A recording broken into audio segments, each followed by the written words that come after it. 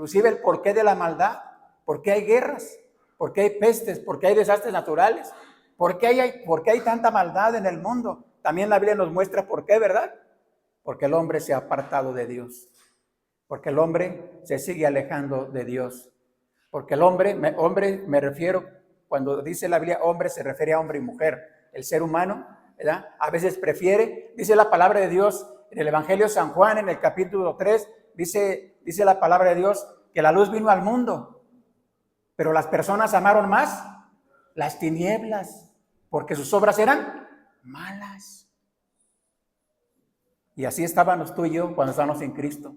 Preferíamos el mundo, preferíamos otras cosas. No las veíamos como malas, ¿verdad? No las veíamos como algo malo. No pensábamos que era algo que nos dañaba, nos lastimaba, ¿no? Porque estábamos, como dice la Biblia, estábamos cegados. Nuestro entendimiento estaba cegado, ¿verdad? No podíamos ver las cosas espirituales, las cosas eternas. Inclusive el peligro no lo podíamos ver porque no lo veíamos como peligro. Lo veíamos simplemente, actuábamos pareciera de manera natural, común, ¿verdad? Y eso obviamente solo por la gracia de Dios. Un día el Evangelio llegó, el Evangelio eterno, el Evangelio de nuestra salvación, dice la Biblia, el Evangelio que es, obviamente que es Jesús, que es la luz del mundo, y entonces ese velo fue quitado de nuestros ojos por la gracia de Jesús. Y entonces ahora sí podemos mirar bien, mirar las cosas eternas, las cosas celestiales, y podemos decir con toda confianza, no basándonos en nosotros mismos, en lo que ahora somos, sino basándonos en lo que Dios promete, la promesa de Dios, sus promesas. Confiando en esas promesas podemos decir, ¿verdad? Gracias Dios, porque me has transformado, gracias porque me has cambiado, gracias porque soy una nueva persona, una nueva criatura, como dice la Biblia, que el que está en Cristo es una nueva criatura. Y todas las cosas viejas pasaron y he aquí todas son hechas nuevas. Hace tiempo te compartí, a la iglesia le compartí, en el año 2007 estuve en Waco, Texas, en una iglesia bautista de latina, bueno, la pastoreaba un pastor joven. No, en esa ocasión sí era Eber Rodríguez, ya no está ahí, mexicano. Ahora está en otra parte, en los Estados Unidos, pastoreando otra obra, por la gracia de Jesús, Eber Rodríguez. Pero en el 2007 que fue a Waco, Texas, estuve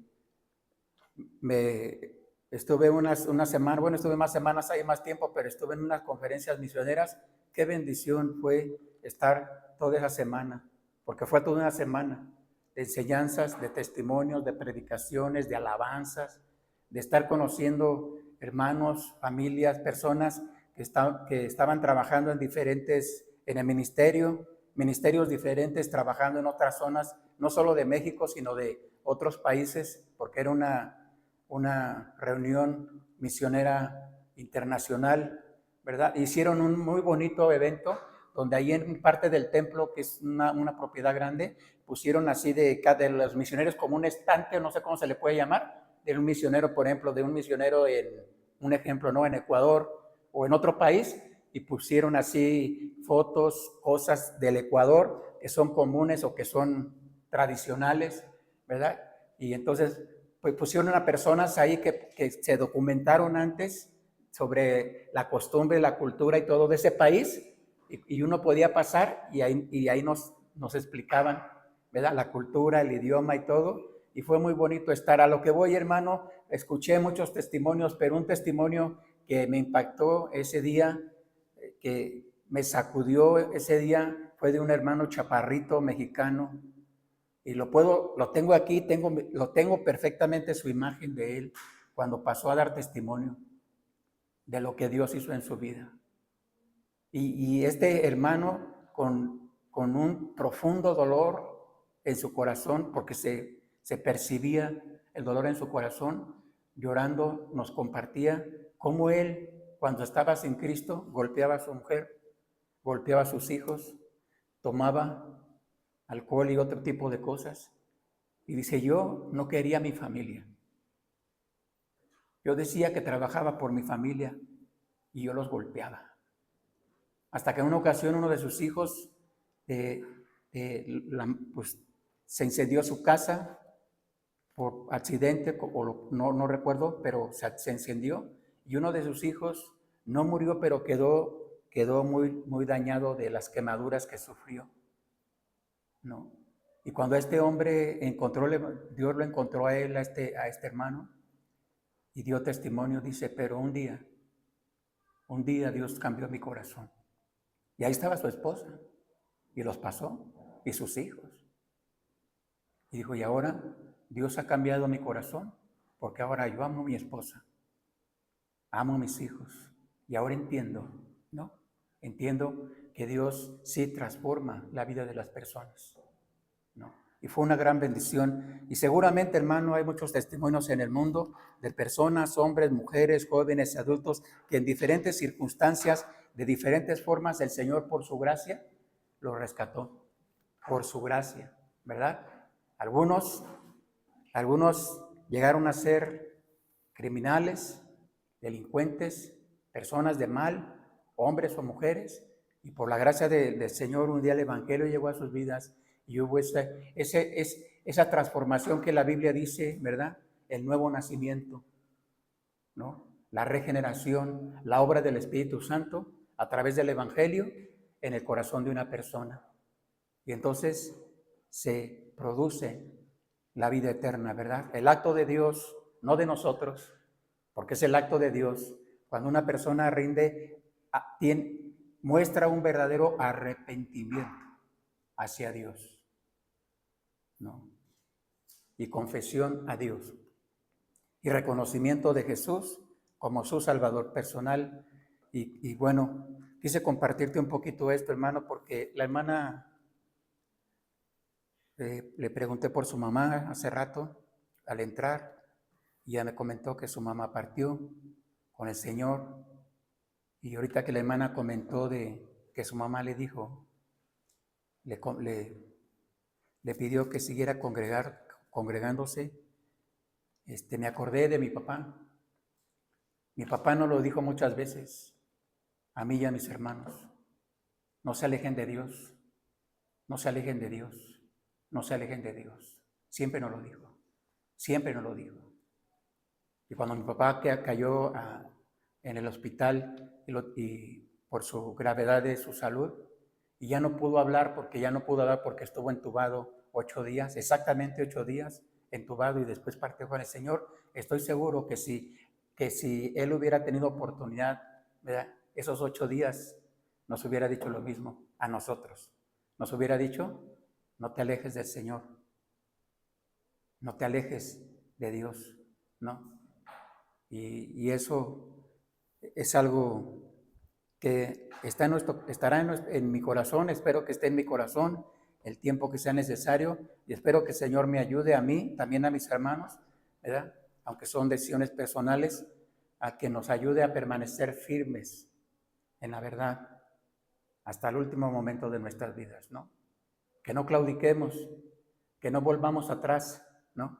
Que no nos dejemos engañar, que no nos desviemos a la derecha ni a la izquierda, que no nos dejemos engañar por este mundo, por las corrientes de este mundo.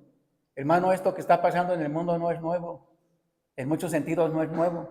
Lo han sufrido los cristianos a través de los siglos, persecuciones, ¿no? Deseos, anhelos, muchas de las cosas que nos muestra este mundo ahora, que pensamos que son nuevas, en un sentido no son nuevas en el sentido de que siguen atrayendo, tienen el propósito del mundo, las cosas del mundo. Por eso dice la Biblia en Primera de Juan, dice el Señor, no améis al mundo, ni las cosas que están en el mundo. ¿Por qué? Porque si alguno ama al mundo, el amor del Padre no está en él. Y no solo eso, dice, y todo aquel que se hace amigo del mundo, ¿se constituye en qué?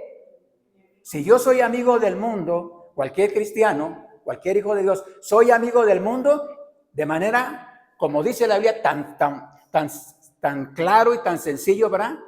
Tan claro es, si yo soy amigo del mundo, ¿de quién soy enemigo? De Dios, ¿no? Y en otras palabras, por eso el Señor Jesús declaró, el que no es conmigo, el que conmigo no recoge, desparrama. El que no es conmigo, contra mí es. No hay un punto neutral. Pero vamos a ir, hermanos, a la palabra de Dios para seguir instruyéndonos, seguir capacitándonos, seguir preparándonos, porque toda la Escritura dice la misma palabra de Dios allá en la segunda carta a Timoteo, capítulo 3, versículos 16 y 17, dice la Escritura, toda la Escritura es inspirada por Dios, es útil para enseñar, para corregir, para redarguir, para instruir en justicia, a fin de que el hombre de Dios sea perfecto, enteramente preparado para toda buena obra. Y ese es el propósito de la Escritura, ¿no? Tiene ese propósito, enseñarnos, corregirnos, mostrarnos lo que es correcto, lo que no es correcto, lo que es agradable para Dios, lo que no es agradable para Dios, ¿no? Lo que agrada a Dios o lo que Dios aborrece, y por lo tanto nosotros debemos tener consideración de no andar o no hacer estas cosas que no son gratas para nuestro Dios. Bueno, antes de que entremos en el tema, Efesios capítulo 4, ahí ubíquense por favor, hermanos. Capítulo 4, ubíquense ahí en su Biblia, por favor. Y como hemos estado viendo ya varias semanas esta carta, la hemos estado analizando en diferentes formas, avanzamos, bueno, dimos el contexto histórico, ¿verdad?, de esta carta, por qué fue escrita, a quiénes fue escrita, cuál era la situación en ese tiempo, por lo cual le escribe estas palabras el apóstol Pablo, ¿verdad? Claro, guiado por el Espíritu de Dios. Recuerda algo muy importante, ningún escritor cristiano, ningún escritor de la Biblia actuó de manera voluntaria, no actuó ninguno de ellos, no escribieron ninguno de ellos bajo unas circunstancias emocionales porque se sentían bien o se sentían mal, no. Todos ellos escribieron inspirados y guiados por el Espíritu Santo, todos ellos. Sí, Dios los guardó del error, Dios los cuidó de que escribieran lo correcto, Dios los guardó, los iluminó, porque la inspiración divina significa eso, ¿no? Es el Espíritu es el Espíritu de Dios guiando, capacitando y mostrándole a los escritores de la Biblia lo que tenían que escribir, lo que debían escribir, ¿no? Así que debemos de tener en cuenta esto. Antes de que entremos en el tema, quiero decirte algo importante como a manera de un ejemplo de lo que vamos a ver. La Biblia dice que cuando el Señor Jesús comenzó su ministerio público, tenía aproximadamente 30 años de edad, humanamente hablando. Eso dice la Biblia, ¿verdad? El Evangelio de Mateo también lo mencionan otros evangelistas. Tenía aproximadamente 30 años de edad cuando comenzó su ministerio. Y comenzó el Señor a predicar y a desarrollar su ministerio. Y la Biblia dice que llamó a 12 hombres, varones, a 12. Los llamó. ¿Para qué? Para que fueran sus discípulos. Y Él les enseñó de una manera muy personal a esos 12 que anduvieron con el Señor Jesús, no un mes, no 15 días, no un año, no 2 años, anduvieron más de 3 años o 3 años aproximadamente con el Señor Jesús. Lo vieron al Señor Jesús llorar, lo vieron caminar, ellos lo vieron caminar sobre las aguas, algunos de ellos lo vieron hacer milagros, algunos de ellos lo vieron cumplir las profecías del Antiguo Testamento que lo mencionaban a Él. Y Él mismo lo declaró en algunas profecías cuando se cumplieron en Él. Él mismo lo dijo a todos, pero especialmente a esos 12. Mira, pasaron 3 años en lo que nos narran los evangelios, los 4 evangelios nos narran lo que ellos vieron. Esos 12 hombres vieron, durmieron con Él, bebieron con Él, se trasladaron con Él normalmente y de una manera muy especial el Señor siempre a ellos, no a todas las multitudes de las personas que les seguían, a ellos les enseñaba las parábolas, se las enseñaba a ellos de una manera diferente, a ellos, no a todos. ¿Por qué el Señor Jesús hizo eso con esos 12 hombres que escribió? Los llamó Él para capacitarlos y les llamó discípulos. Un discípulo es un aprendiz. Discípulo significa aprendiz. Ejemplo, en un sentido, en el Antiguo Testamento, los profetas de Dios tenían un discípulo. Por ejemplo, Elías tenía un discípulo. ¿Recuerdas cómo se llamaba su discípulo de Elías? ¿No? ¿No lo recuerdas? Eliseo.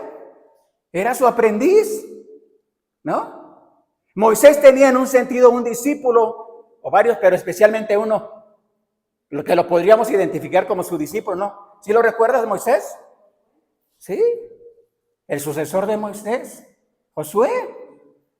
Josué aprendió de Moisés, también de los demás, pero de una manera muy personal, muy privada con Moisés. Lo vio, anduvo con él y Moisés lo instruyó, claro, por orden de Dios, porque lo vemos que Dios le dijo a Moisés, no, tú no vas a entrar a la tierra, te voy a permitir verla, tú no, pero instruye a Josué. Y así, hermanos, a lo que quiero que lleguemos, hermanos, es lo que después de que el Señor Jesús capacita a estos 12 hombres y andan con él por más de 3 años o 3 años aproximadamente, les da en un sentido todas las herramientas que ellos necesitaban para la labor que iban a hacer, que debían hacer. Por eso, cuando el evangelista San Mateo en el capítulo 28 nos narra la resurrección del Señor Jesucristo, ¿verdad? En cumplimiento de lo que estaba profetizado de él, su muerte, sepultura y resurrección. Y cuando el Señor Jesús resucita, entonces les dice a los discípulos, ¿no? Les da el mandato universal cuando les dice, ahora vayan. ¿A quién? A todas las naciones. ¿A qué? A predicar el evangelio y enseñarles todas las cosas que yo les he mandado, y aquí yo estoy con vosotros todos los días hasta el fin del mundo. Ahí ya no eran discípulos, ahí se convirtieron en apóstoles, ya fueron capacitados, ya fueron preparados, ya recibieron las herramientas, ya recibieron las evidencias de su maestro, y entonces ahora ya tienen que ir al campo. Tenían que esperar algo muy importante, porque el Señor Jesús les dijo, no salgan de Jerusalén, a ellos, no a todos, a ellos les dijo, no salgan de Jerusalén, espérense ahí. ¿Por qué? Porque recibiréis poder cuando venga sobre vosotros el Espíritu Santo, y entonces me seréis testigos en Jerusalén, toda Judea, Samaria y hasta lo último de la tierra. A lo que voy es, mira, la carta de Efesios es algo parecido. El capítulo 1 de Efesios, capítulo 2 de Efesios y capítulo 3 de Efesios, que ya los vimos, ya los estudiamos, ya los analizamos, son, de alguna manera son eso, es la palabra de Dios, y Dios nos está una vez más recordando lo que somos en Cristo, cómo nos rescató, cómo nos salvó, cómo nos perdonó, cómo nos limpió, cómo lo hizo a través de la sangre bendita de su Hijo. Lo hizo por gracia. Por eso en el capítulo 2 dice Efesios 2, 8 y 9, ¿lo sabes de memoria o no? Repítelo conmigo si lo sabes de memoria. Efesios 2, 8 y 9 dice, porque por gracia sois salvos por medio de la fe, y esto no de vosotros, pues es un regalo de Dios, no por obras, para que nadie se gloríe. Por eso dice la palabra de Dios ahí. Nos habla, los capítulos 1, 2 y 3 nos hablan, nos recuerdan lo que somos en Cristo. Las riquezas que tenemos en Cristo por su gracia. Porque todo es por gracia. ¿Tenemos mérito alguno en la salvación? No. ¿Somos mejores que las demás personas? No. Todos somos pecadores. Y la paga del pecado es la muerte, ¿no? Pero por la gracia de Dios, en Él recibimos perdón, el perdón de nuestros pecados, ¿verdad? Fuimos, ¿recuerdas? Adoptados, la adopción de Dios.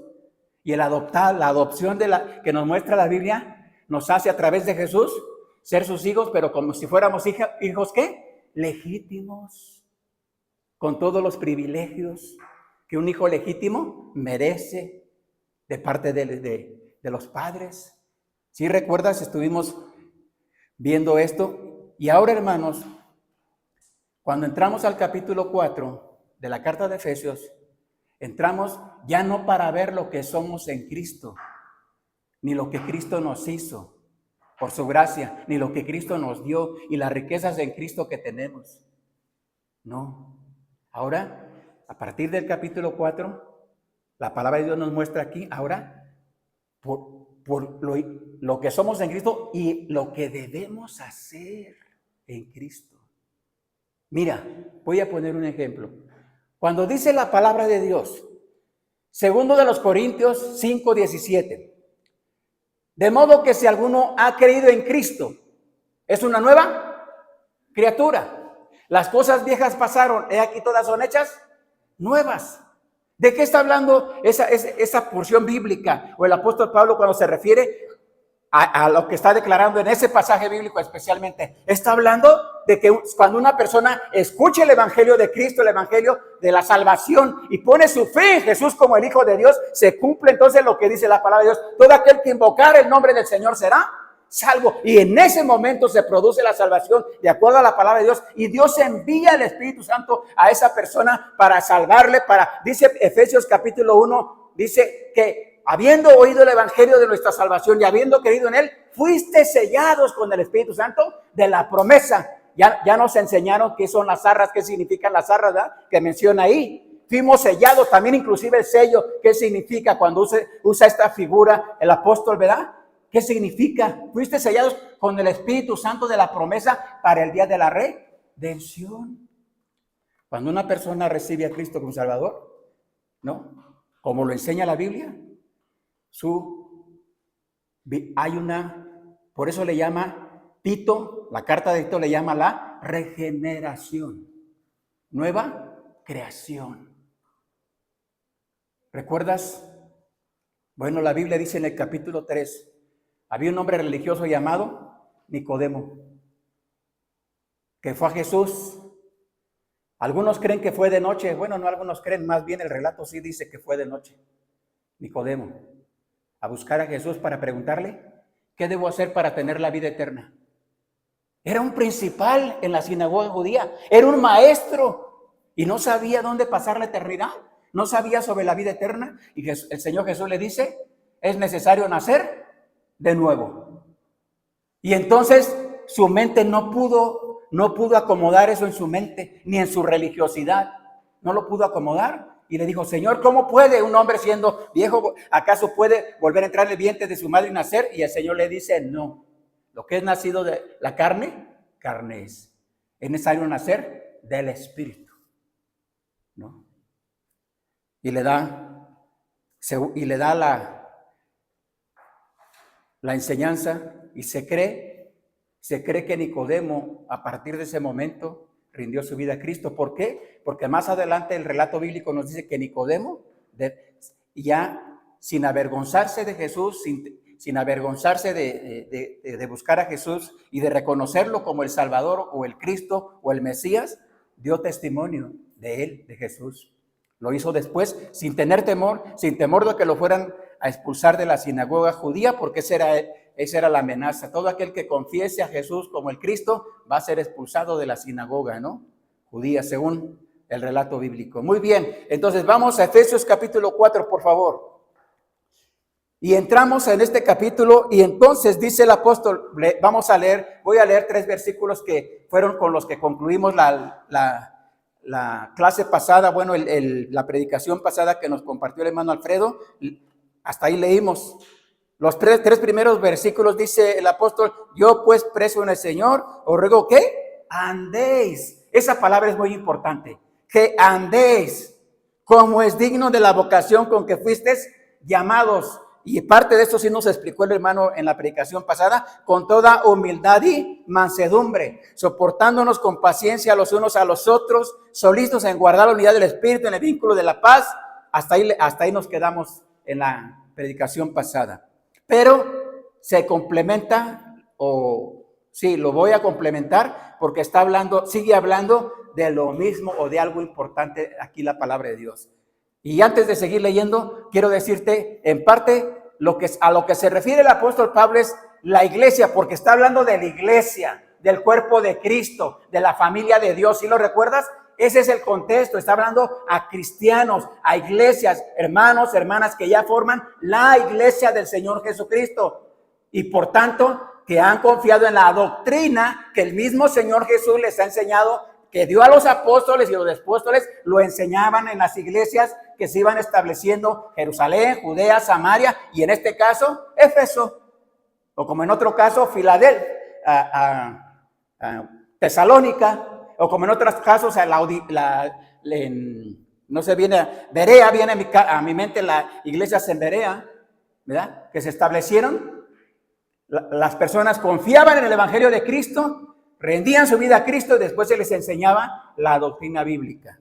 Entonces, la iglesia es el cuerpo de Cristo y se compone de cada creyente verdadero por la obra divina en la cruz del Calvario del Señor Jesús. Y cuando el versículo 5, me voy a brincar uno, ahí en el capítulo 5, cuando el versículo 5 dice, un Señor, una fe, un bautismo, a eso se refiere. Se refiere a que ese cuerpo de Cristo, esa iglesia de Cristo, ¿qué nos une? Una fe, un Señor, un bautismo bíblico. ¿Cuál es el bautismo bíblico que practicamos de acuerdo a la palabra de Dios? ¿Cuál es el bautismo? Por inmersión, porque eso enseña la Biblia.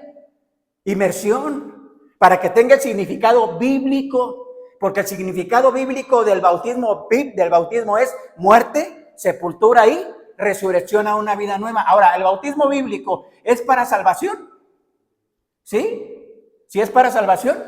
No, no es para salvación. El bautismo bíblico es una ordenanza que el Señor Jesús dio a su iglesia, a la iglesia local, para que la practicara como una ordenanza, como un mandato, pero no es para salvación, es para obedecer esa ordenanza, como la Santa Cena, el simbolismo, el significado que tiene la Santa Cena. ¿A quién la dio? El Señor Jesús, ¿a quién se la dio? A su iglesia, a ese cuerpo de creyentes, ¿verdad? En esa época que ya habían creído en Él y que llevaban a cabo recordando. Es un acto conmemorativo, la muerte del Señor Jesús. ¿Qué dijo Jesús? Cada vez que comieres este pan y bebieres esta copa, la muerte del Señor anunciáis. ¿Hasta qué? Él venga. ¿Y Él prometió qué? Dice, ya no voy a comer más con ustedes, la voy a comer nueva en mi Padre en aquel tiempo. Un evento profético, ¿verdad? Que creemos que sucederá. Muy bien. Versículo 5, por favor. Léelo conmigo. Ya lo leí yo, pero léelo conmigo. Dice, un Señor. Versículo 5 solamente dice, una fe. Y dice también, un bautismo. Eso dice el versículo 5 solamente, ¿verdad? Me voy a regresar un poquito en el 4. Porque dice, un cuerpo, un espíritu, como fuisteis también llamados en una misma esperanza de vuestra vocación. Quiero mencionar que es importante todo, pero especialmente la palabra o la frase una esperanza. Aquí dice, en el versículo 4, una misma esperanza de vuestra vocación.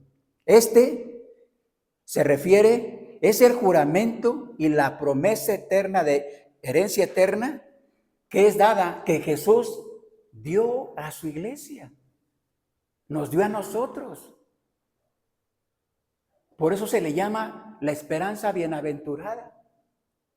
Por ejemplo, ¿el Señor Jesús prometió regresar a la tierra?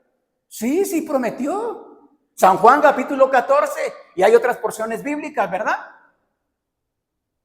Prometió regresar. ¿Por quién? Por todos los creyentes en Él.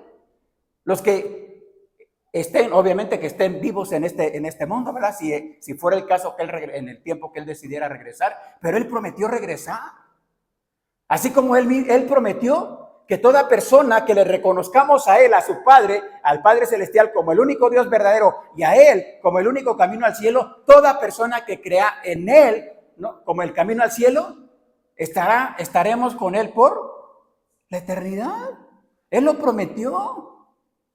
Así lo prometió Él. A eso se refiere cuando dice el versículo 5, una esperanza. ¿Qué esperamos, hermanos?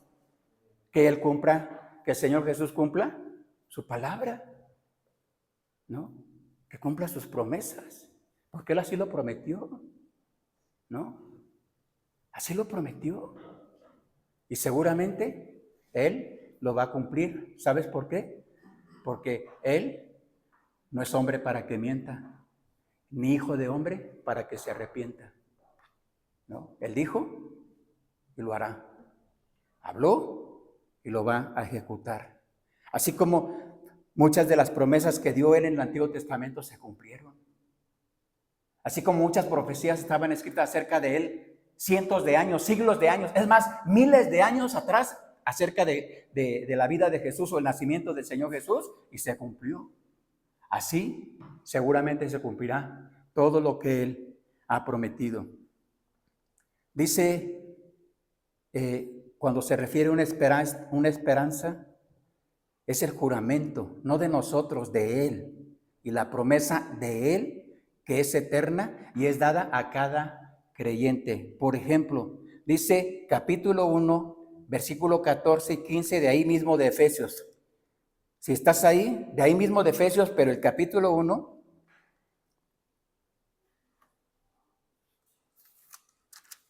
versículo 14 y 15, lo puedes leer si quieres conmigo. Dice el versículo 13, en Él también vosotros, habiendo oído la palabra de verdad. Estoy en Efesios capítulo 1, versículo 13 y 14. Lo puedes leer si gustas. Una vez más, en Él también vosotros, habiendo oído la palabra de verdad, el evangelio de vuestra salvación, y habiendo creído en Él, fuiste sellados ¿con qué? Con el Espíritu Santo de la promesa, versículo 14, que es las arras de vuestra herencia hasta la redención de la posesión adquirida para alabanza de su gloria. ¡Qué bendición! Por eso, hermanos, nuestra confianza, nuestra fe, nuestra confianza descansa en Él. Lo que Él dice, lo que Él ha prometido, y seguramente lo cumplirá. Un Señor, una fe, un bautismo, es importante, hermanos, porque ¿sabes qué? Esto es muy importante porque hay iglesias que no comparten una misma fe, que no comparten el mismo Dios. Hay iglesias que son politeístas, tienen muchos dioses, les llaman de diferentes formas, los nombran de diferentes formas, aunque a veces algunos de ellos dicen, pero es el mismo Dios, pero entonces ¿por qué tantos? ¿No? Si la Biblia dice que hay un solo Dios verdadero, uno, ¿verdad? ¿No? Y cuando la Biblia aquí nos dice, Pablo nos dice, una fe se refiere, hermanos, no a lo que creemos de Dios, a eso no se refiere.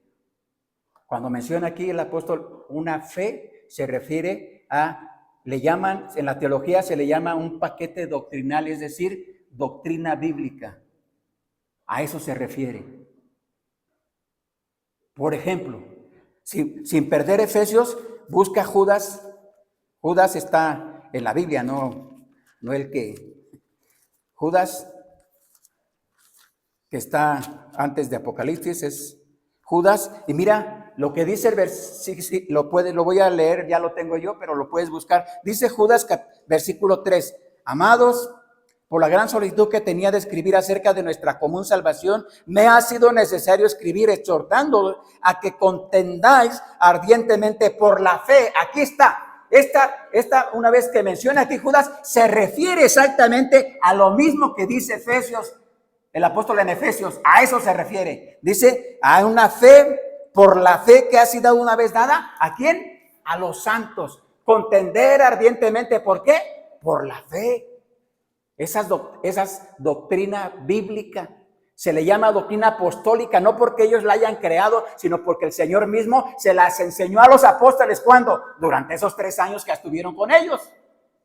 ¿Verdad? Y les mandó, cuando les dice en Mateo 28, les mandó, enseñen todas estas cosas. Doctrina bíblica, la doctrina bíblica de no apartarse, ¿no? Vamos a ver más adelante algo que, ¿por qué les dice esto? ¿Por qué les manda un Señor, una fe, un bautismo, un Dios y Padre de todos, el cual es sobre todos y en todos? ¿Por qué les manda esto? Vamos al versículo 7, por favor, hermanos. Dice, pero a cada uno de nosotros fue dada la gracia conforme a la medida del don de Cristo. Sigue hablando de iglesia. Recuerda, hermano, ya en el capítulo 1, 2 y 3, ya nos mostró todo lo que somos en Cristo. Y a partir de este capítulo ahora, ¿cómo debemos andar? ¿Cómo debemos usar esa nueva vida en Cristo? ¿Cómo debemos poner en práctica todo eso que Dios ya nos ha dado? Y en un sentido es, si ahora las riquezas que tenemos en Cristo, ahora ¿cómo usar esas riquezas espirituales, obviamente, verdad? ¿Cómo usarlas? Ya nos enseñó, ya nos las dio, ya nos las estableció. Ahora, ¿cómo ponerlas a la práctica?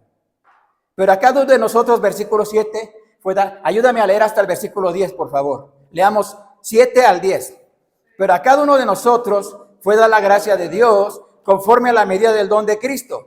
Por lo cual dice, subiendo a lo alto, llevó cautiva la cautividad y dio dones a los hombres. Y eso de que subió ¿qué es? Sino que también había descendido primero a las partes más bajas de la tierra. El que descendió es el mismo que también subió por encima de todos los cielos para llenarlo todo. Pasa el apóstol, en estos versículos que leímos, pasa el apóstol del mensaje de la unidad de la iglesia al carácter individual también de cada creyente, porque aquí dice él, cada uno. ¿Quién? Cada creyente, ¿verdad? Ahora va a hablar de cada creyente. ¿Qué recibió cada creyente? Pues aquí dice, la medida del don de Cristo, fue dada la gracia conforme a la medida del don de Cristo. Cada creyente, de acuerdo a la palabra de Dios, por su gracia Dios nos ha dado dones espirituales que Dios distribuye de manera individual, y aquí entra la figura perfectamente, la figura del cuerpo. Por eso la Biblia nos habla de la figura del cuerpo refiriéndose a la iglesia. ¿Recuerdas el misterio que varias veces menciona la palabra de Dios? ¿No? Misterio para el mundo o para la gente, pero para Dios no, ¿verdad? Entonces, cada miembro del cuerpo de Cristo tiene o tenemos, por gracia de Dios, nos ha dado dones espirituales. Un don diferente a cada quien. Porque hablando del cuerpo, la función que tiene la mano no es la misma que tiene el pie, ¿o sí? No. Y así cada miembro del cuerpo tiene una función diferente, pero importante. Y bueno, bajo esta figura, la cabeza es el Señor Jesucristo. Él es la cabeza. Y en realidad, mira qué clara es la palabra de Dios, qué claro es la Biblia, porque nosotros, por ejemplo, yo ahorita lo que me ves que yo estoy haciendo, ¿por qué hago esto? ¿Por qué estoy haciendo esto? ¿Por qué? ¿Por qué? ¿Nada más por gusto? No, porque de aquí de mi cabeza le estoy enviando órdenes a mis manos, estoy enviando órdenes a mis labios, estoy tratando de organizar en mi mente pensamientos, ideas, pasajes. De aquí surge todo lo que mi cuerpo está mostrando, ¿verdad? Está mostrando, ¿verdad? Por eso así lo muestra la palabra de Dios, que los creyentes, cada creyente, por eso somos importantes, hermano, cada creyente es importante. Viene a mi mente, recuerdas, me voy a salir un poquito, no del contexto, pero alguien ha visto, yo no vi toda la película, pero la familia Addams, ¿no recuerdas? Una película, bueno, hay muchas. En la familia Addams, los locos Addams, ¿verdad? Hay un personaje, a lo mejor ya lo pescaste. Hay un personaje que es parte de esa familia, ¿verdad? Pero resulta que es nada más una mano. Y es miembro de esa familia, ¿a poco no? Bueno, no, obviamente no habla, pero de alguna manera se le idea para que la familia le entienda, ¿a poco no? Aparece y hace algo y ya la familia, como ya lo conocen o es parte de la familia, es que dice que esto, es del otro, es que pasó esto. Viene a mi mente ese personaje. Pero hermano, sería absurdo ver eso, ¿a poco no? Sería inclusive anormal ver eso, que una mano ande por acá, un pie por acá, una oreja por allá. Eso es anormal, ¿a poco no? Mira, en el contexto de la iglesia, por eso una iglesia bíblica no debemos, los miembros de la iglesia no debemos creer de que, yo puedo hacer lo que yo quiero. Yo puedo ir para acá, yo puedo ir para acá, yo puedo. Sí lo puedes hacer, sí lo podemos hacer, pero no es lo establecido por Dios. ¿Recuerdas? Somos parte del cuerpo de Cristo. Y la cabeza, que es Él, el Señor Jesús, Él es el que envía las órdenes. ¿A quién? A todos. Y si tú eres mano o otra parte del cuerpo, ¿de quién debemos recibir las órdenes? De la cabeza. Es Él. Él es el que nos dice, nos muestra, nos capacita, nos fortalece, nos ilumina. Es Él, es la cabeza, ¿no? Por eso la importancia, hermanos, de sujetarnos al Señor. Como iglesia, como su iglesia. Vamos a avanzar otro poquito, porque aquí hay un término en esta frase que leímos, un término en el griego que se traduce como don o regalo.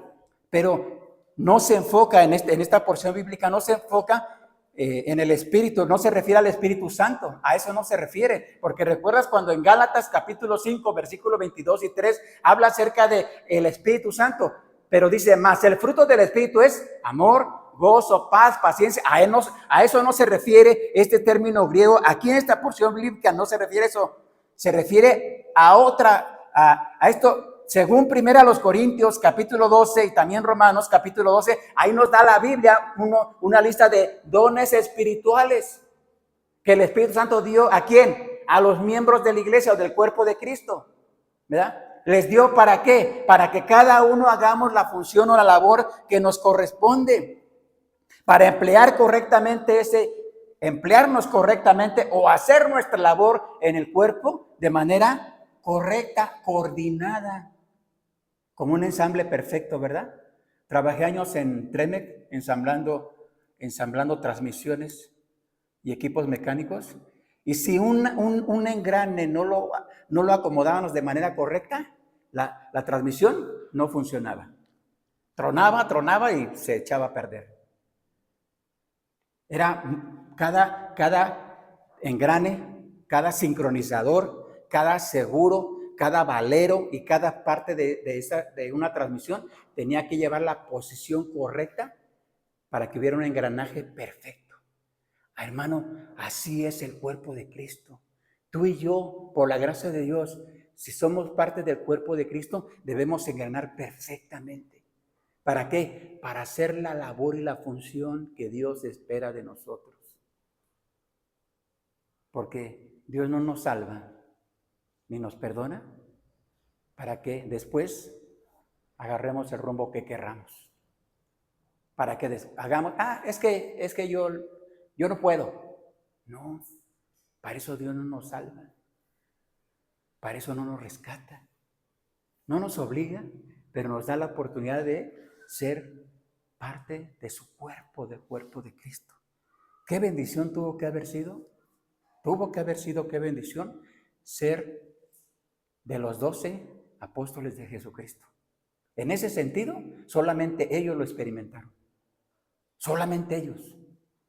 Los demás no. Ellos experimentaron. Porque te imaginas que para ser apóstol de Cristo en ese sentido bíblico, tenían que haber visto al Señor, ser capacitados por el Señor. Y también no solamente eso, ver físicamente resucitado al Señor Jesucristo cuando salió de la tumba, como Él lo había establecido. Esas características, esos requisitos, solamente ellos lo tuvieron. Y en ese sentido, solamente ellos lo vieron. Por eso Juan, el apóstol, cuando escribe, dice Juan, nadie nos lo contó, nadie nos lo dijo, lo que contemplaron nuestras manos, los que vieron nuestros ojos tocante al verbo de vida, eso les anunciamos. En otras palabras, a Juan, como a los demás, Juan dice, yo lo vi, a mí no me lo contaron, yo lo vi en la cruz del Calvario, yo vi cuando bajaron su cuerpo, yo vi cuando lo pusieron en el sepulcro, pero también yo lo vi que después, como él mismo lo dijo, lo vi resucitado en su gloria. Y no solamente eso, tuvimos oportunidad de ver cuando él le dijo a Tomás, mete tu mano,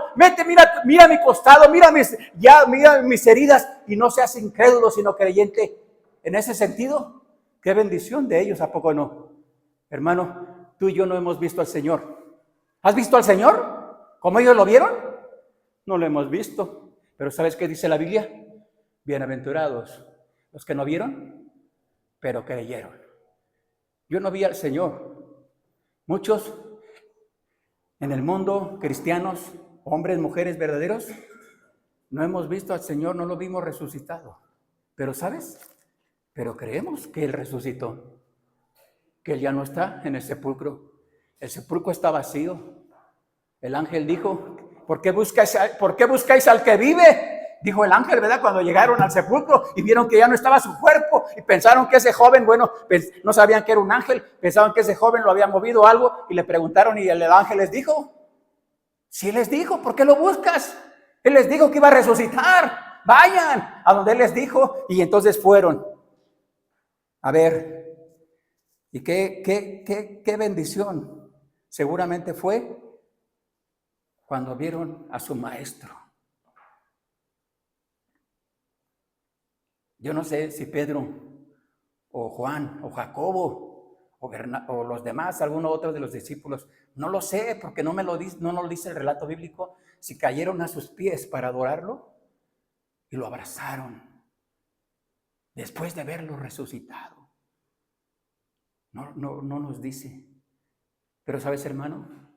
La Biblia dice que un día, en un evento profético establecido en la Biblia, que le llama el Tribunal de Cristo, la Biblia dice que un día todos los creyentes de todas las edades, de todos los tiempos, por la gracia de Jesús, vamos a estar delante del Cordero. No para ser juzgados. ¿Sabes para qué dice la Biblia? Para echar las coronas, para echar los galardones, para echar las recompensas delante de Él. Y entonaremos y le diremos, porque solo tú eres digno, porque con tu sangre nos redimiste de todo pueblo, de toda nación, de toda lengua, y le adoraremos por la eternidad. Eso dice la Biblia. Y ahí es donde tenemos, hermanos, que descansar, el pueblo cristiano, y recordar, cada momento recordar por su gracia, como algunos constantemente a veces mencionan, Maranata. Y no me refiero a Maranata, la iglesia bautista allá en Satélite. Me refiero al término en la Biblia Maranata, que es el Señor viene. Eso significa, mi Señor viene, tu Señor viene. Te pregunto, hermano, ¿qué estás haciendo? ¿Qué estamos haciendo por el Señor? ¿Qué estamos haciendo? ¿Qué nos va a hallar haciendo nuestro Señor? Nos va a hallar afanados en este mundo, ocupados en este mundo, con problemas, con situaciones. Nos va a andar haciendo, no sé qué, haciendo mil cosas. Pero, ¿sabes? Deberíamos de estar alerta, porque nuestro bendito Salvador viene. ¿Y qué nos va a hallar haciendo? Hermanos, si se escribiera una carta hoy, se escribiera una carta para la Iglesia Bautista Fe, ¿qué te imaginas que se escribiría ahí? ¿Qué te imaginas? Hermano Alfredo, ¿usted qué se imagina? Si Dios le pidiera a algún escritor y le mostrara el trabajo de la Iglesia Bautista Fe, ¿qué se imagina que Dios le diría? Escribe esto de la Iglesia Bautista Fe. ¿Qué se imagina, hermano? O cosas buenas, no necesariamente cosas malas. ¿Qué se imagina? ¿No? Que no estamos trabajando como Él quiere. Y eso lastimaría nuestro corazón. No estás confiando. No confías en mí. No me obedeces.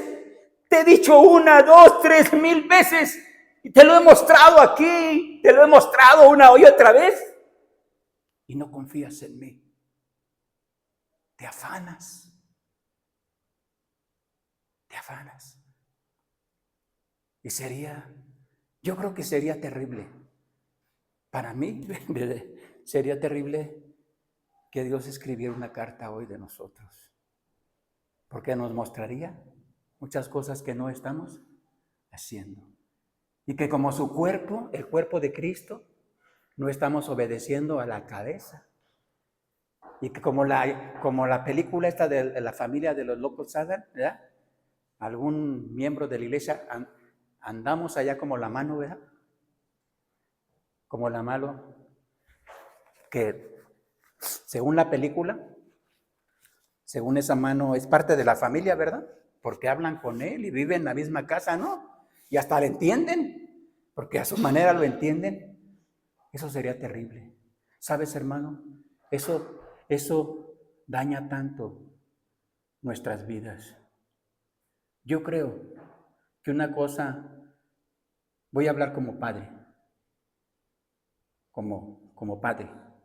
Para mí, para Maru, como mi esposa, para mí y Maru sería terrible que mi familia se dispersara.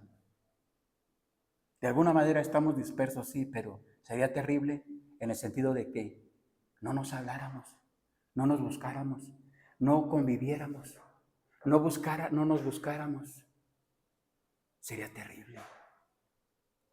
Como padres, Porque creo que eso no es bueno para ningún padre, ninguna madre, que nuestros hijos no quisieran saber nada de nosotros. Hace 2 días, 3 días, mi mamá me llamó por teléfono. Estaba muy triste, enojada, más enojada que triste. Ahí yo me parezco a ella luego, ¿verdad? Lamento reconocerlo, pero a veces sí, nos enojamos más por cosas. Y me llamó y estaba muy enojada y triste. Y me dijo, ya me quiero ir, ya no quiero estar aquí. Y le dije, ¿por qué, ma? ¿Por qué? ¿Y sabes qué? Después fui a verla el otro día y platiqué con ella y dije, si me pasara a mí también esto, a lo mejor hasta yo quisiera irme. Porque a veces, qué injustos somos los hijos. Qué injustos somos.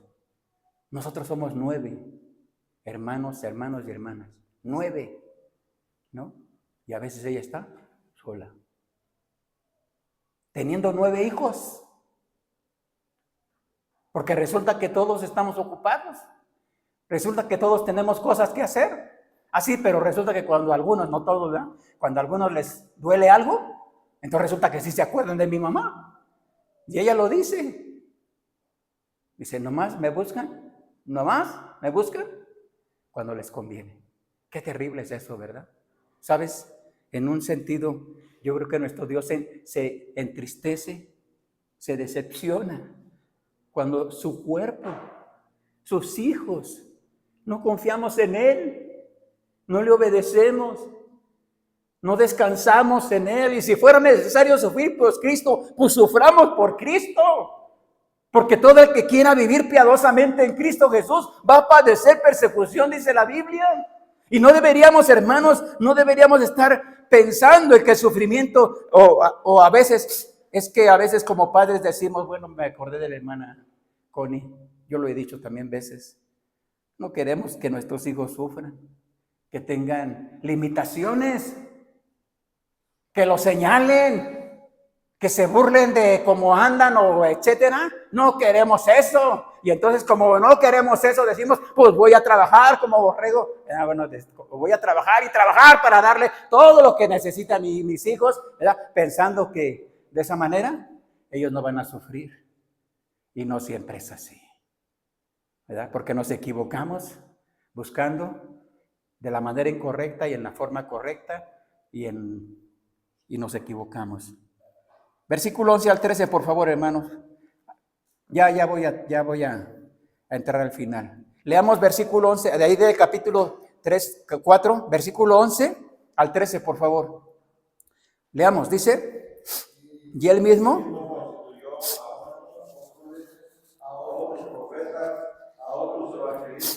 a otros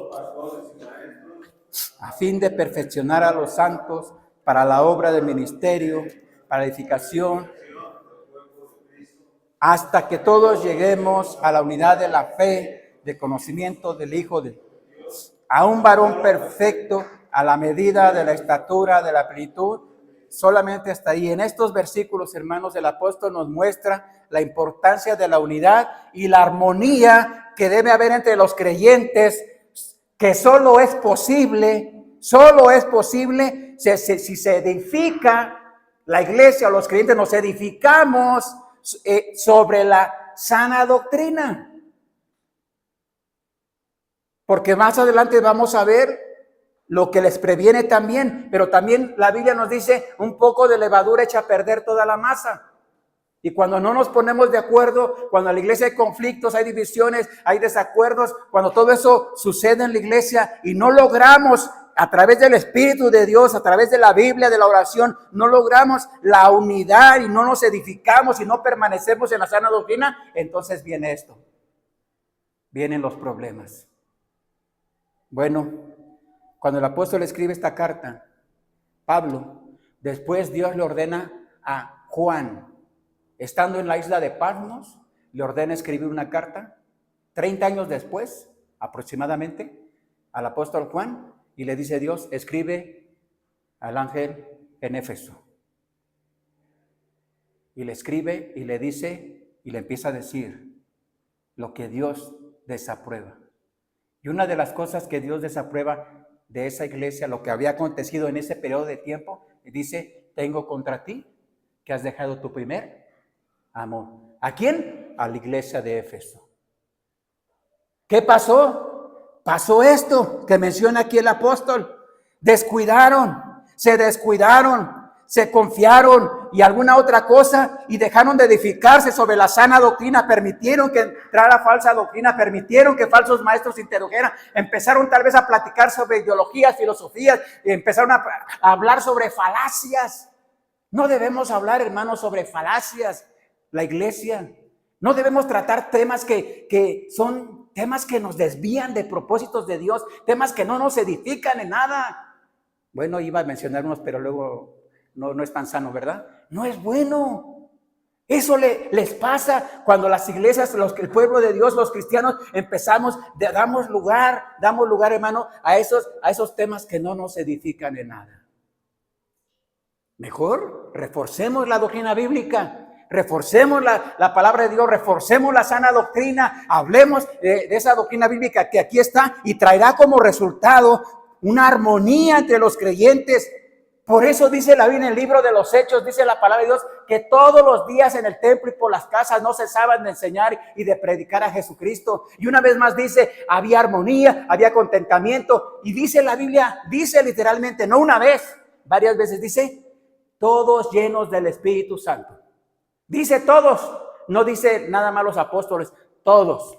Estaban unánimes, fervientes, en ruego, en súplica, en oración. Y tenían todas las cosas en común. Y hasta los más ricos vendían sus propiedades y órale, para que hubiera una armonía ante tanta necesidad. Y todo eso que la iglesia primitiva hacía, ¿sabes por qué lo hacía? Por esto. Porque entendieron que somos llamados no solo el cuerpo de Cristo, sino a la importancia de la unidad y una armonía que viene cuando permanecemos en la sana doctrina. Decía un predicador hace años, yo prefiero salir, no estar en un lugar donde se enseñe falsa doctrina. Prefiero salir de ahí, a ser parte del engaño y de la mentira, ¿no? Y sí deberíamos de no ser parte, porque cada creyente debemos manifestar las cualidades del Señor Jesucristo. ¿Recuerdas? La Biblia dice que debemos imitarlo a Él. El mismo Señor Jesús dice, nos llama a nosotros que seamos como Él, ¿no? Bueno, Pablo, el apóstol, dice en una de sus cartas, cuando escribe a los Corintios, baja un poquito más la vara, ¿verdad? Y dice Pablo, sed imitadores de mí, así como yo soy de Cristo. Debemos andar, ¿cómo? Como Él, como nuestro bendito Salvador anduvo. Él es nuestro ejemplo supremo, Él es nuestro maestro supremo. Es cierto, hay predicadores, no solamente los apóstoles, hay predicadores y maestros que a través de años de ministerio y de servicio, yo tengo presente a mi pastor. Y no digo que mi pastor era perfecto, pero yo siempre vi a mi pastor, al hermano José Enrique Rodríguez, siempre lo vi trabajando, siempre lo vi sirviendo, siempre lo vi ayudando a los demás. Y mira todos los viajes que hacía a Estados Unidos, porque constantemente iba a Estados Unidos. Pensaban, a lo mejor algunos pensaban que iba a divertirse y a pasearse. ¿Sabes? Aquí iba el hermano a Estados Unidos, siempre a buscar ayuda, no para él, sino para que la obra creciera y se estableciera. Mucho de esto que se construyó aquí, que está físicamente aquí, lo adquirieron allá.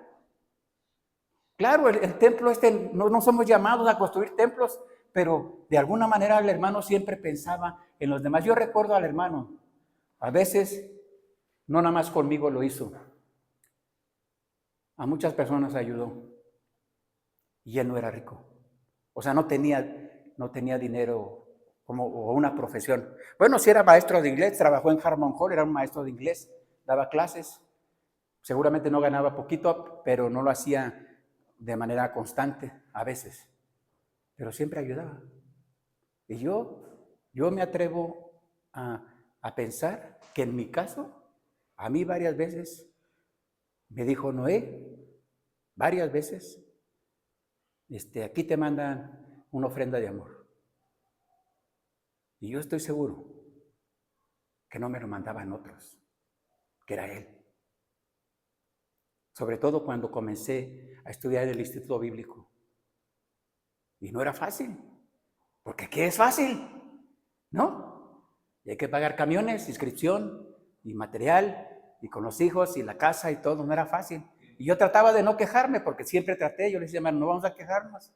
Fue un compromiso que yo hice con mi Dios. Bueno, hicimos los dos por 3 años. Le dije, yo Dios, si tú me ayudas, yo voy a ir los 3 años a estudiar y voy a tratar de pasar, no con 6, ¿verdad? Porque no permitían pasar con 6. Era de 7, 5 para arriba, a los que estaban como regulares, ¿no? De 7.5 para arriba. Pero sí recuerdo.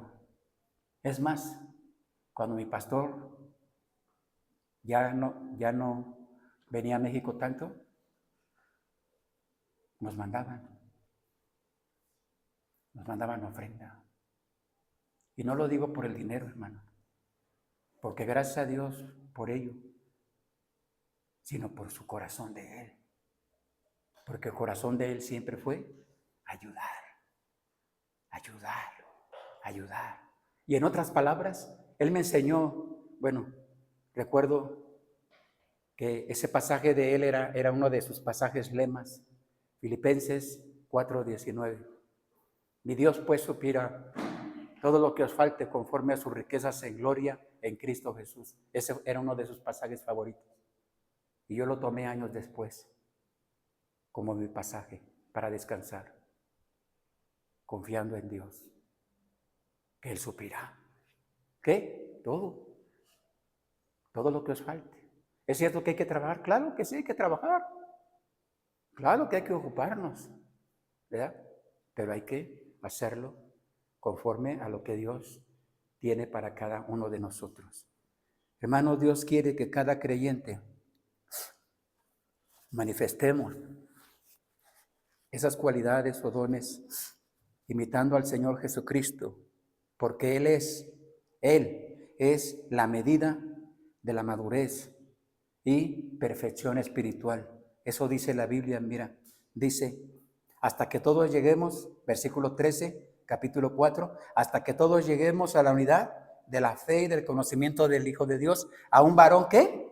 Perfecto, a la medida de la estatura de la plenitud de Cristo. Y para terminar, versículo, por favor, 14, 15 y 16, léelo conmigo, por favor, para terminar, hermano. Leamos. Dice 14. Para que ya no seamos niños fluctuantes, Llevados por doquiera de todo viento de doctrina, de hombres para engañar, emplean con astucia las artimañas del error, sino que siguiendo la verdad, el amor, crezcamos en todo en aquel que es la cabeza, esto es Cristo, de quien todo el cuerpo, bien concertado y unido entre sí, por todas las coyunturas que se ayudan mutuamente, según la actividad propia de cada miembro, recibe su crecimiento para ir edificándose en amor. Dice esta porción bíblica que acabamos de leer, nos habla de que todos los creyentes con madurez espiritual, que no estamos fundamentados, que debemos fundamentarnos en el conocimiento de Cristo por medio de su palabra, de la palabra de Dios. Recuerda lo que dice la Biblia, hermano, sobre la palabra de Dios, ¿no? Constantemente debemos recordar lo que la palabra de Dios nos muestra, nos manda. Dice el Señor Jesús en San Juan, capítulo 14, no 17, está hablando de la iglesia el Señor Jesucristo, orando, y le dice el Señor Jesucristo a su Padre Celestial, santifícalos en tu verdad. Tu palabra es verdad.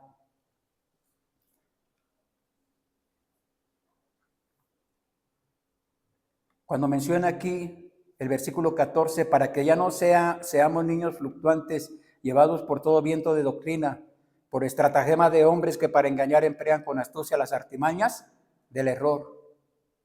Están estos que menciona aquí el apóstol, están inclinados a veces a aceptar cualquier criterio, toda clase de errores doctrinales, falacias de las escrituras que son promulgadas por falsos maestros y engañadores en la iglesia. Por eso debemos, hermanos, aprender a tener discernimiento. ¿Qué dice la palabra de Dios? ¿Qué dice realmente la Biblia? Y no tomar solamente un pasaje de la Biblia. Bueno, ya ayer lo estaban recordando, porque un texto fuera de contexto no es más que un pretexto, decía el hermano de Noven cuando nos enseñaba doctrina bíblica, ¿no? Es cierto. ¿Y cuántas falsas doctrinas están fundamentadas en una porción bíblica que está sacada de contexto? Y entonces se le da la aplicación que quiere el predicador, y entonces todos los demás, o las demás personas, o no todos tal vez, lo creen, y entonces dicen, pero somos bíblicos porque eso dice la palabra de Dios. Mentira.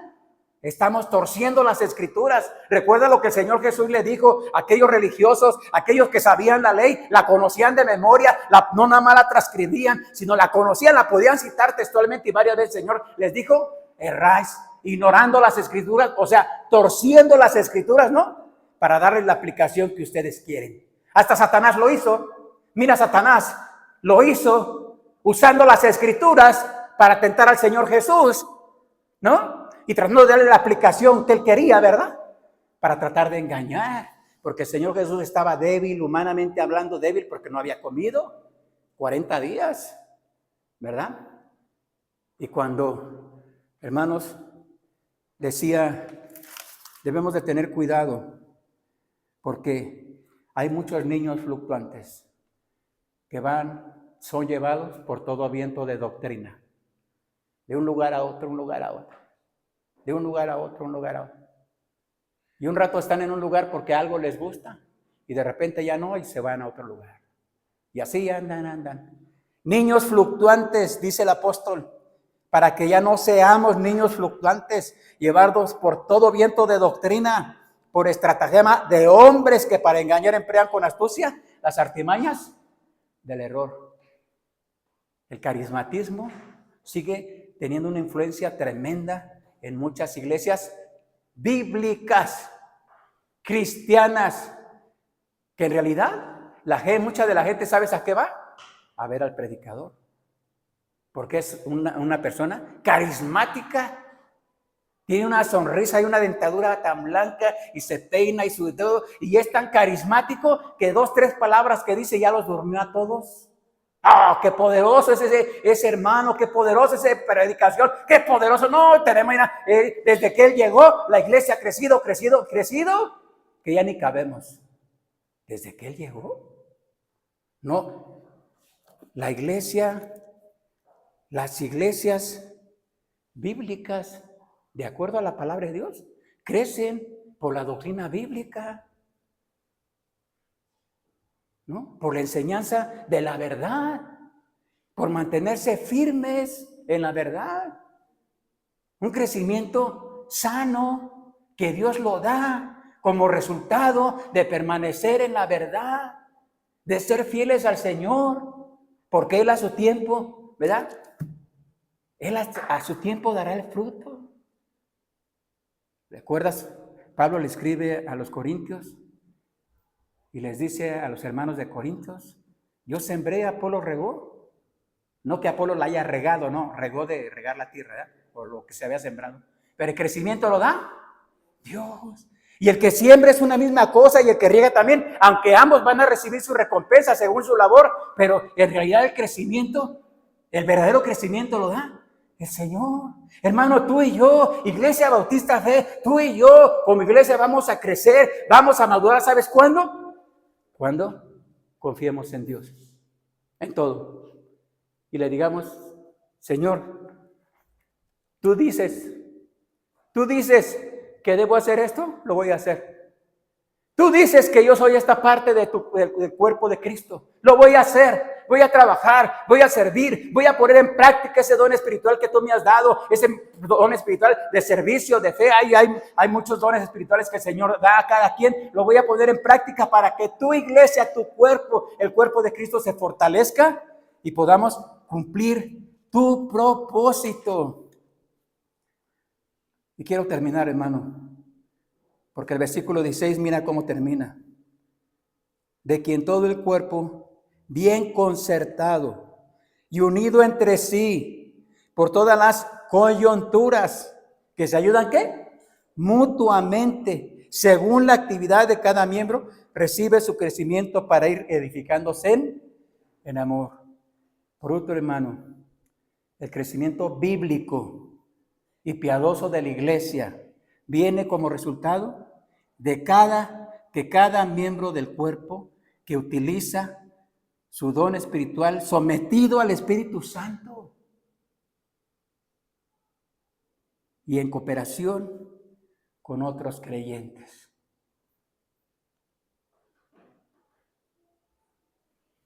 Así es, como dice el apóstol, Dios a través del apóstol, que Dios nos quiere llevar a ese crecimiento, madurez. Hermanos, ¿no crees que es tiempo de madurar ya? Yo creo que es tiempo de madurar. Yo creo que es tiempo de que ya dejemos de ser niños fluctuantes. Si es que lo estamos haciendo en algunas cosas. Creo que es tiempo de ya decir, Señor, tú ya me has mostrado todo lo que has hecho por mí. ¿Por qué me salvaste? ¿Para qué me salvaste? ¿Cómo me salvaste? Y todas estas riquezas en Cristo, en gloria, que tenemos en Cristo, ya me las has mostrado. Y ahora ayúdame para andar. Ahora se trata de andar. Ya no saber, andar. Como cuando el Señor le dijo a su iglesia en Mateo 28, después de esos 3 años y después de aparecérseles, ahora les dijo, vayan. ¿Dónde? Hasta lo último de la tierra. ¿Fueron? Sí fueron.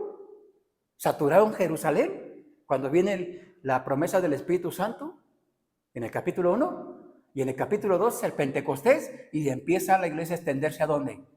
Hasta lo último de la tierra. Ya era tiempo de andar. Hermanos, ¿no crees que es tiempo de que tú y yo andemos ya? Seamos hacedores de la palabra, hacedores, dice Santiago, y no solamente oidores olvidadizos. Porque tal vez hemos oído mucho de la palabra de Dios, pero Dios no quiere eso.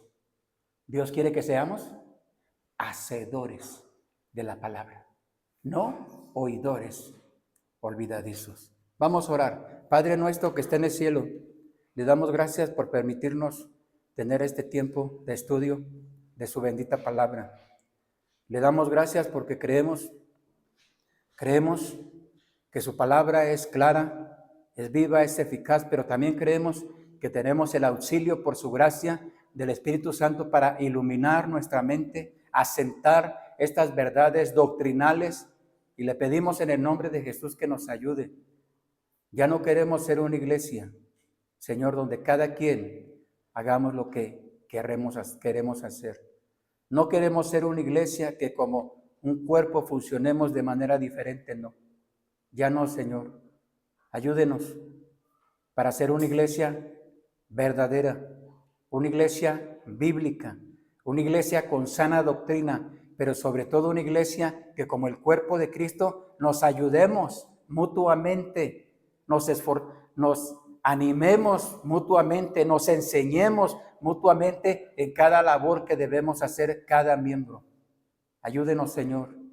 Si es verdad que hay tiempos difíciles, si es verdad que su palabra nos muestra que cada vez será más difícil, porque el abandono de la fe es una realidad, la apostasía es una realidad.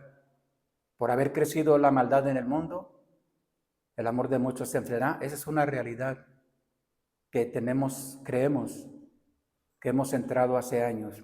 Pero Usted nos dice que está purificando, que está santificando, a fin de presentársela a sí mismo una iglesia gloriosa, sin mancha, ni arruga, ni cosa semejante. Queremos ser esa iglesia, una iglesia sin mancha, ni arruga, ni cosa semejante. Ayúdenos, tómenos en sus manos, Padre. Se lo pedimos todo en el nombre de su Hijo Jesús. Amén. Amén. Gracias, hermanos. Que Dios nos